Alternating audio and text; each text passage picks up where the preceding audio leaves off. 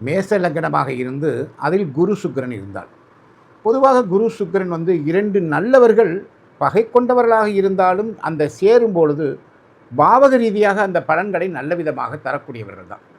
நம்ம நிறைய பேர் அந்த சரம் ஸ்திரம் உபயம் இதை அடிப்படையாக பாதகாதிபதி என்ற அடிப்படையில் நிறைய விளக்கங்கள் கொடுத்தாலும் இந்த பாவகங்களுடைய தன்மையில் அந்த சேர்க்கை நல்ல பலன்களை தான் தருது.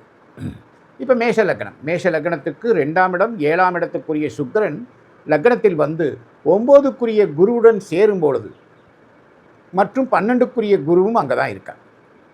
இந்த குரு சுக்கிரனுடைய சேர்க்கை எப்படி இருக்குன்னா, 7ஆம் இடத்துக்குரிய சுக்கிரன் லக்னத்துக்கு வருவதாலும் 9க்குரிய குருவும் சேருவதாலும் நல்ல நண்பர்கள் நல்ல மனைவியை அடையக்கூடியவர்களாக இருப்பார்கள். பொதுவாகவே மேச லக்னத்தில் 9க்குரிய குரு இருப்பது ஒரு நல்ல அமைப்பு தான், கண்டிப்பாக நல்ல அமைப்பு தான். அந்த அமைப்பில் அவரே பொதுவாக நல்லவராக இருக்கிறார். அதில் 7ஆம் அதிபதியும் சேர்ந்து விடுகிறான். எனவே அவர் குரு சுக்கிரன் அடைந்த அந்த லக்னத்தில் இருக்கக்கூடியவர்கள் நல்ல நண்பர்களையும் நல்ல மனைவியையும் அடைவார்கள். லக்னத்துக்கு 2க்குரிய சுக்கிரனும் இந்த மேச லக்னத்தில் தானே இருக்குது. அப்போது நல்ல தனவருவாய் உடையவர்களாகவும் இருப்பார்கள்.